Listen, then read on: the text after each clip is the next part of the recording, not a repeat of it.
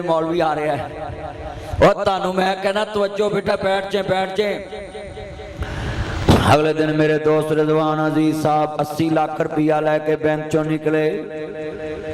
बड़िया मस्जिदां बनाते, बड़े दरस बनाते। कोट राधा कृष्ण जामिया मस्जिद की तमीर कराई, कलोनी बनाई, पट्ठा लाया। 80 लाख रुपया लैके निकले, खुडियां वाल जा रहे ने। मराली चौक पहुंचे, जनाब कोट राधा कृष्ण तो अपने पट्ठे वाल जा रहे थे। जालमा ने 4 पिस्टलों के नाल गड्डी ते फायरिंग की ते 80 लाख रुपया लै गए। बांह ते फैर लग गया, गोडे ते फैर लग गया, पैर ते जनाब मां दा पुत्र ते बच गया। पैसे होर लभ जाणगे। मगर मैं अफजल डोगर साहब DSP साहब ने ते आफ्ताब फुलरवान साहब जनाब DPO कसूर बड़े काबल अफसर ने। मैनू यकीन है इन्होंने डकैतां नूं लभ लैना है, CCD ने लभ लैना है।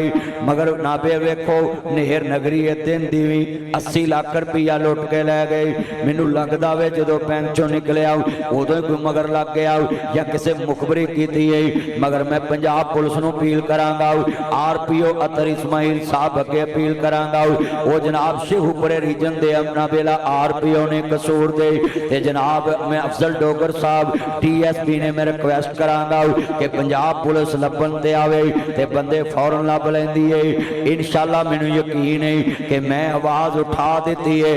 रिजवान अजीज साहब मेरे दोस्त ने, इनाम अजीज साहब मस्जिद बनाई। उस मस्जिद के अंदर मैं जुमा पढ़ाया, जलसा करके आया, इफ्तिताई जुमा पढ़ा के आया। उन्हें बड़ा अल्लाह का दीन का काम किया है। 80 लाख तो उन्होंने रब दे देगा, जान दोबारा नहीं मिलती।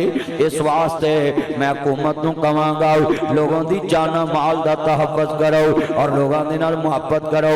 एक कुरान की बरकत वेख लो। मस्जिदां मदरसे बनाते ने, मस्जिदां कलीन विछाते।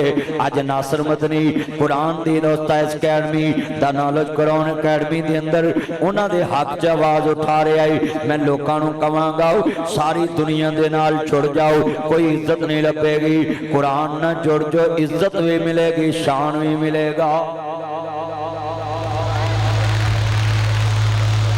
की गल मेरे नाल दुश्मनी है?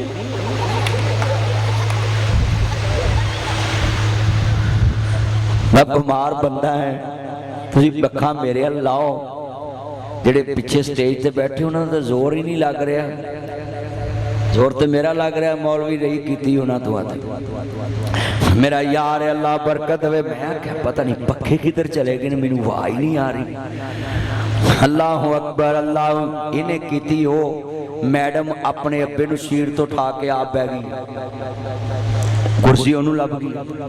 अब तुसीं जिन्ने मेरे चैनल तवज्जो रखना है मैं सब नूं कहांगा। नासर मदनी ने उन्हां दा नाम इत्थे क्यों लिया है, फैसलाबाद ते कसूर दा फर्क कितना है? सिर्फ इसे वजह तो मैं कुरान वालियां को आया है। जेड़े कुरान ना जुड़ जन अल्लाह उन्हां दी इज्जत बना देता है। बोलो अल्लाह उन्हां दी है कुरान। खैर गल सुनो, आज जिन्ने बच्चे मैं उठ के मिलन दिया सा इन्होंने कुरान की वजह तो उठ के मिलन दिया सा। तवज्जो तवज्जो तवज्जो मेरा चैनल है वो गल्लां बाद चो कर ली। उन्हें तेरे नाल जाना, मैं तेन कदी कदी मिलना है। तवज्जो डाटा आप बाद चो ट्रांसफर करांगे, पूरी मैमरी उधर कर ली। तवज्जो इतना इज्तिमा है, बड़ी मोहब्बत ना गल कहनी। हदो कमली वाले महबूब नूं मन्ना ए कुरान कुरान नूरानी शीशा ते रब दा दिखावे।